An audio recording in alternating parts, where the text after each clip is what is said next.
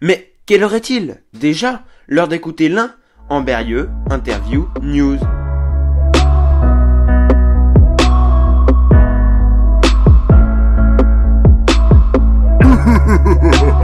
Bonjour à tous, je m'appelle Lucas et vous écoutez l'un, Amberieux, interview, news sur Radio B 90 FM.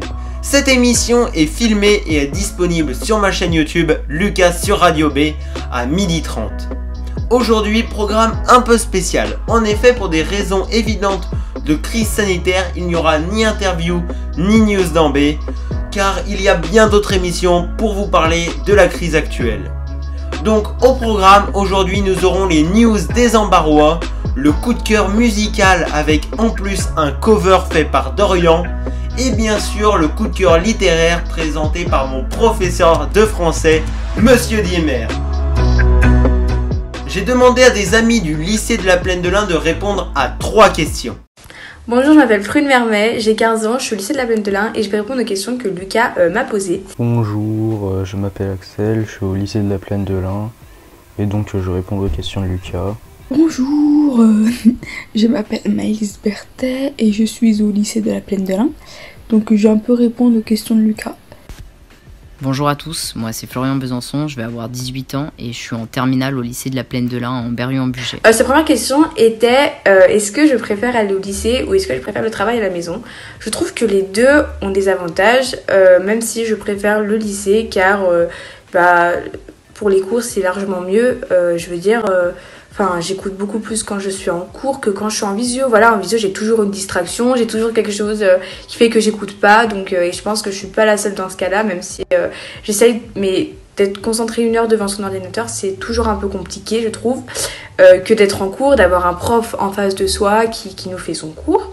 Après, c'est sûr que pour les amis et tout, c'est compliqué d'être chez soi parce qu'on peut pas les voir. Et c'est pour ça que je trouve que le lycée est aussi bien parce que c'est important d'avoir des amis et c'est important d'avoir un groupe d'amis. Là où je trouve qu'il y a un point positif, c'est qu'en fait, ça nous aide à monter en maturité dans le sens où on doit s'organiser tout seul, on doit faire notre travail tout seul et ça nous forge, je pense. Moi, ça m'a énormément aidé à me mettre des barrières, on va dire, à me mettre des limites et à me dire non, il faut que je travaille, après je fais ci, après je fais ça. Et ça m'a vachement aidé, ça m'a beaucoup fait prendre de la maturité, ce confinement, le fait de devoir travailler dans des conditions comme ça. Donc voilà.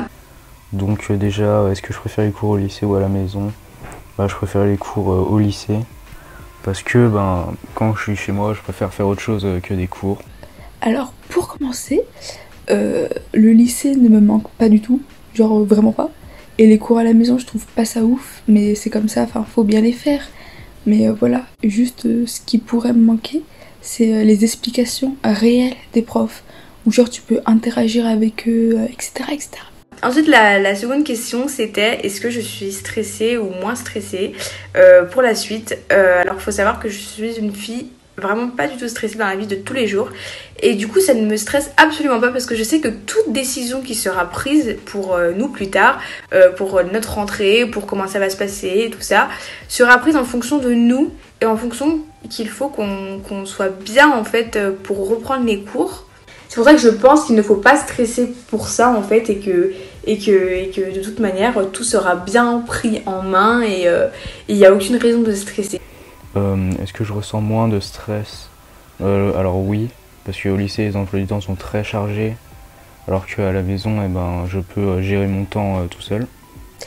Ensuite, pour le stress, j'étais pas forcément stressée quand on était en cours déjà, mais forcément la situation dans laquelle on est, ça m'apporte une petite touche de stress du fait est-ce qu'on aura les bases pour l'année prochaine, pour le bac et tout ça quoi. Mais sinon ça va. Et la dernière question c'était ma morning routine. Alors vu que là on est en vacances, je profite de me coucher très tard et de me lever très tard aussi. Je me lève vers 14h il me semble. Après je traînasse un peu sur mon téléphone. Ensuite je me lève, je déjeune car le déjeuner c'est très important. Et puis après je commence ma journée, je fais des trucs qui me plaisent, que j'aime bien faire comme écouter de la musique, faire des photos, me maquiller. Je fais des choses que j'aime bien faire et qui m'occupent surtout. faire de la cuisine, enfin je veux dire il y a plein de choses. Donc voilà. Et puis pour finir le programme de mes journées, le matin je fais mes cours, je fais mes devoirs. Et puis l'après-midi je fais un peu ce que je veux. Voilà. Et pour ma morning routine, elle est toute simple. Je me réveille vers 10h30, 11h, je prends mon petit déjeuner, après je fais rien, enfin je traîne sur les réseaux et tout, et ensuite je déjeune à midi. Bonjour à tous, moi c'est Florian Besançon, je vais avoir 18 ans et je suis en terminale au lycée de la Plaine de l'Ain en Berrieux-en-Bugey. Cette année, j'étais censée passer mon bac, je suis en SSI et c'est pas facile pour moi depuis l'année dernière. Je me bats depuis 2 ans pour avoir la moyenne. Malheureusement, je suis jamais très loin, mais je suis toujours entre 8 et 9,5 de moyenne générale. Aujourd'hui, je ne saurais pas dire si le confinement est bien tombé. J'ai énormément de mal à travailler chez moi, c'est pour ça que j'ai fait le choix d'aller à l'internat, car j'habite loin du lycée et le trajet me fait vraiment perdre du temps. Durant les 5 premières semaines du confinement et du travail à distance, j'ai pris énormément de retard sur tous mes cours. Déjà, j'habite à un endroit où la connexion internet n'est pas à son avantage. Chez moi, on possède qu'un seul ordinateur portable pour travailler. Donc pour 5 personnes, il faut vraiment être organisé. Maintenant, je pense que pour moi, le fait que les épreuves écrites soient annulées, c'est une chance. Étant donné que j'ai beaucoup de mal à travailler chez moi, je savais pertinemment que la semaine de révision avant les épreuves aurait été une catastrophe, comme ma semaine de révision l'année dernière avant mon bac de français. C'est simple, chez moi, j'arrive pas à travailler, j'arrive pas à réviser, je suis pas dans un environnement qui me le permet. Du coup, je me retrouve souvent face à une feuille blanche parce que j'ai pas appris et ça me provoque du stress, des crises de panique, comme pour le bac blanc avant les vacances de février, auquel j'ai carrément dû quitter la salle. Alors oui, les épreuves écrites étaient un stress pour moi. Maintenant, je pense que je suis toujours autant stressée parce qu'avec mon premier et mon deuxième trimestre, j'ai toujours pas mon bac. Donc il va falloir que je donne tout au troisième trimestre, sachant que c'est pas sûr qu'on retourne en cours, ça va être compliqué de faire un meilleur trimestre chez moi qu'au lycée. La journée, quand je suis censée avoir cours, j'essaye de me lever. Ça aussi, c'est une épreuve pour moi. Chaque matin, c'est difficile, mais je pense que je suis pas le seul. Quand j'arrive à me lever, c'est à 10h du matin. J'essaye de travailler au moins 2 heures, mais rester concentré, c'est très difficile pour mon cerveau. Et la plupart du temps, après ma pause repas, j'avais beaucoup de mal à me remettre au travail l'après-midi. Au final, je travaille à peine 2 heures par jour, contre une journée de 8 heures, voire plus au lycée. C'est vraiment limite. Maintenant, c'est la fin des vacances. J'ai pas mal de devoirs à rattraper que j'ai toujours pas fait et que j'étais censée faire. Mais je vais essayer de les faire, je vais essayer de reprendre un rythme de vie normal à partir de lundi, car on est censé reprendre les cours à distance. La plupart du temps, je me couche assez tard, j'ai du mal à m'endormir. Ça fait que je m'endors de fatigue sur le coup des 2-3 heures du matin. C'est aussi pour ça que j'arrive pas à me lever. Chez moi, c'est vraiment difficile de me lever le matin car j'ai aucune obligation. Alors qu'à l'internat, par exemple, ou quand je suis chez moi et que je dois prendre le bus, il y a un enjeu. J'ai mon bus à 6h45, il faut absolument que je me lève, sinon je vais le louper. Et en habitant à 40 minutes du lycée, mes parents ne peuvent pas se permettre de m'amener tous les matins au lycée quand je loupe mon bus. Ensuite, à l'internat, il y a le déjeuner à 7h20, on doit avoir quitté la chambre, sinon on se fait virer. Donc il y a un enjeu. Alors que chez moi, actuellement, si je me lève à midi, il m'arrive absolument rien. Mais j'abandonne pas, je vais essayer de me réorganiser, de me retrouver à un rythme de vie normal et en espérant pouvoir décrocher mon bac du premier coup. Sinon, je passerai aux euros de rattrapage en juillet. Comme j'ai dit auparavant, je suis pas très loin de la moyenne, donc ça peut passer. J'espère que ça passera du premier coup et en tout cas, j'ai vraiment hâte d'être cet été avec mon bac en poche. Je vous souhaite bon courage pour votre travail à vous et bonne fin de confinement. Merci à vous tous d'avoir répondu à ces questions. On se retrouve à la fin du confinement.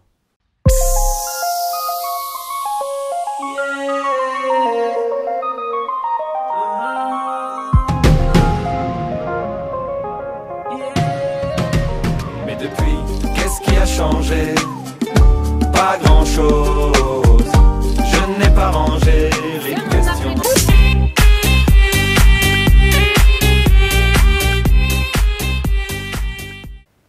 Ce mois-ci, le coup de cœur musical de l'émission est validé de James Baker.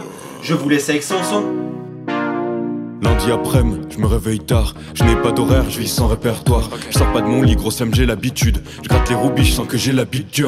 Yeah, toujours la même histoire, des mots me dit histoire, raison me crie tire-toi. Yeah, je suis pas bon qu'à faire des rimes, moi. Je me regarde tous les jours sans jamais briser le miroir. Je règle les problèmes de mes potes, mais pas les miens. J'ai les pieds dans le pétrin et pas les mains. Mais ça n'a pas changé, je suis toujours à l'écart, gars. J'ai sa fissure et faudrait que j'appelle le carglass. J'essaie de faire le mec stylé, mais personne veut fit avec moi. J'aurais chopé plus de meufs dans les années 80. Dans ma ville y'a que des vieux, on m'a jamais appelé monsieur. J'ai pas encore tout ce que je veux. Je suis pas validé, validé. Je suis pas encore validé, validé. Je suis pas encore validé, validé. Je suis pas encore validé, validé.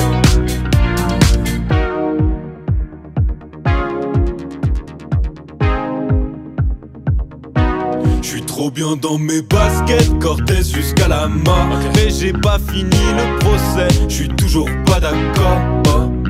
J'ai trop la flemme, je repasse jamais mes affaires. Mes t-shirts ont plus de rides que ta grand-mère. J'fais le mec quand j'fais le bouc indépendant. Mais j'ai une nounou jusqu'à mes 18 ans. T'inquiète, je connais ta go, mais elle ne me connaît pas. Je chante peut-être un peu trop, je veux pas qu'on me prenne pour un pokora. Dans ma ville y'a que des vieux, on m'a jamais appelé monsieur. J'ai pas encore tout ce que je veux. Je suis pas validé, validé. Je suis pas encore validé, validé. Je suis pas encore validé, validé. Je suis pas encore validé. James Baker était un youtubeur français qui a décidé de quitter sa zone de confort pour se lancer dans la musique. Le 4 février, James Baker, 19 ans, a lancé le pari de sortir une chanson et un clip par semaine. Son but est de mener le projet jusqu'en juin. Il s'inspire des années 80. Il s'est fait connaître avec 3 de ses singles, Gin Tonic, Café Court et Arrête ton cinéma. Excuse-moi, c'est pas toi le mec qui a fait tomber son paquet de mouchoirs là? Non, ta gueule. J'suis pas validé, validé. J'suis pas encore validé, validé. J'suis pas encore validé, validé.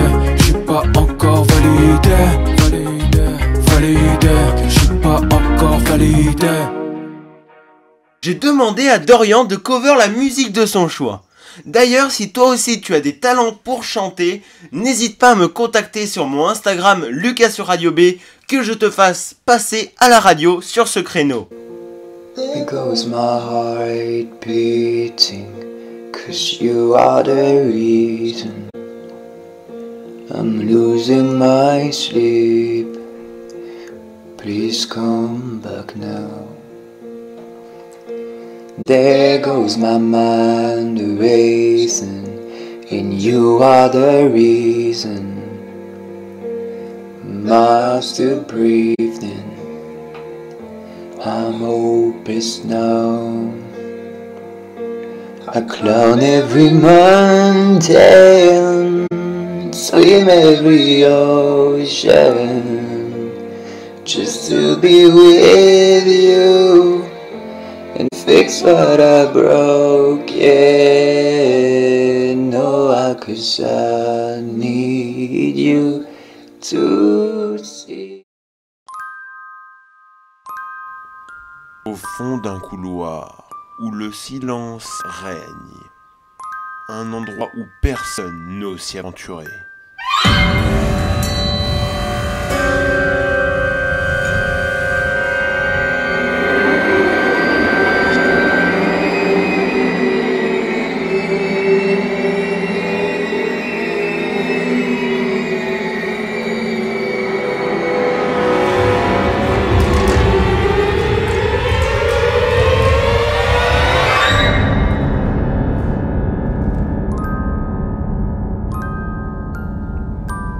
Un an, c'est la librairie. Je laisse ma place à Monsieur Diemer, mon professeur de français, qui va vous faire son coup de cœur littéraire. Bonjour, je suis Stéphane Diemer, professeur de français au lycée de la Plaine de l'Ain à Ambérieu. Je vais vous présenter un roman, Le Voleur, écrit en 1897 par Georges Darien, un auteur méconnu parmi la communauté des lecteurs. Cet auteur, romancier, dramaturge, pamphlétaire, n'est pas follement sympathique. Il lui arrive de dire des inepties. Ceci dit, si nous devions expurger de nos bibliothèques tous les malpensants, les tordus, voire les salauds, il ne resterait pas grand monde dans le domaine de la littérature. Georges Darien ne connaîtra jamais le moindre succès. Il faut dire que dans son œuvre, il s'attaque au fondement de la Troisième République, l'État bourgeois et ses structures fondamentales, l'argent, la politique, l'armée. Il est aussi anticlérical. Il a écrit comme livre Biribi, L'Épaulette, Les Pharisiens, Gottlieb Crump. C'est des livres où il s'en prend à l'armée et surtout au domaine de l'argent. On peut le rapprocher de Léon Bloy, qui sera l'un des rares auteurs à saluer son roman Le Voleur. Tous les deux partagent la même colère, la même rage, mais il ne suffit pas de crier, de hurler, il faut avoir aussi le don rare, le talent pour l'exprimer. Georges Darien le possède, mais sa logorée verbale traduit trop souvent une détestation de l'homme qui ne peut séduire que peu de monde. Je vous lis un petit extrait qui provient de son pamphlet La Belle France. « Je n'aime pas les pauvres. Leur existence qu'ils acceptent, qu'ils chérissent me déplaît. Leur résignation me dégoûte, à tel point que c'est, je crois, l'antipathie, la répugnance qu'ils m'inspirent qui m'a fait révolutionnaire. Je voudrais voir l'abolition de la souffrance humaine afin de n'être plus obligé de contempler le repoussant spectacle qu'il présente. Je ferai beaucoup pour cela. Je ne sais pas si j'irai jusqu'à sacrifier ma peau, mais je sacrifierai sans hésiter celle de beaucoup de mes contemporains. » Avec ces écrits, effectivement, on ne peut pas être très aimé du grand public. On le dit anarchiste, il n'est qu'individualiste et libre penseur. Il est toujours étonnant de mettre les auteurs dans des écoles, des mouvements, des courants comme le réalisme, le naturalisme, que j'enseigne au lycée. Les grands auteurs échappent à cette catégorie. Ils ont la capacité de parler au nom de tout le genre humain, avec une écriture particulière, le style, et c'est cela même une définition possible de la littérature, faire une œuvre intemporelle au nom de tous pour témoigner de la diversité humaine. Diversité qui veut dire beauté et laideur, témoignage et imagination. Pour en revenir au voleur, le livre ne connaît aucun succès donc. Il est redécouvert en 1955 par un éditeur iconoclaste, Jean-Jacques Pauvert, et connaît une deuxième vie. Le livre sera également adapté au cinéma par Louis Malle en 1967. C'est une belle adaptation, moins sombre que le roman, à une époque où Jean-Paul Belmondo, qui tient le premier rôle, était encore un grand acteur. Alors, le livre commence par une préface surprenante où Darien déclare avoir trouvé le manuscrit dans un hôtel de voleurs à Bruxelles. Il se l'approprie et va le signer. C'est ce qu'on appelle en termes littéraires une mise en abîme. Ce livre raconte la vie de Georges Randal, le biographe douteux de Darien, Orient, dira que c'est un roman autobiographique, Darien ayant été peut-être lui-même voleur, car nous ne savons presque rien sur son existence. Donc Georges Randal raconte son existence, il est issu d'une famille de bourgeois, il est orphelin très tôt, il se fait voleur très jeune, puisque tout son héritage sera accaparé par son oncle, qui représente le capitaliste cupide et avare. À l'âge adulte, Randal, sans argent et ruiné par son oncle, décide de devenir voleur professionnel. Pour se venger de lui, mais surtout de la société, dont toutes les valeurs hypocrites ne sont axées qu'autour d'une seule chose, l'argent. Ce n'est pas un Arsène Lupin. Il vole uniquement des bourgeois en s'abstenant de les tuer et en les frappant là où bat leur cœur, leur coffre-fort. Est-ce que c'est un roman d'aventure? Oui. Est-ce que c'est un roman policier? Oui aussi. Est-ce que c'est un roman réaliste? Oui, si vous voulez. Tout cela n'est pas très important. Est-ce que c'est un roman vengeur? Qu'importe, c'est Le Voleur, c'est un très grand roman. Et je n'aurai pas le temps de vous lire un extrait, mais je vous incite à le lire vivement. Voilà, je vous remercie, au revoir. Merci beaucoup à Monsieur Diemer pour ce coup de cœur.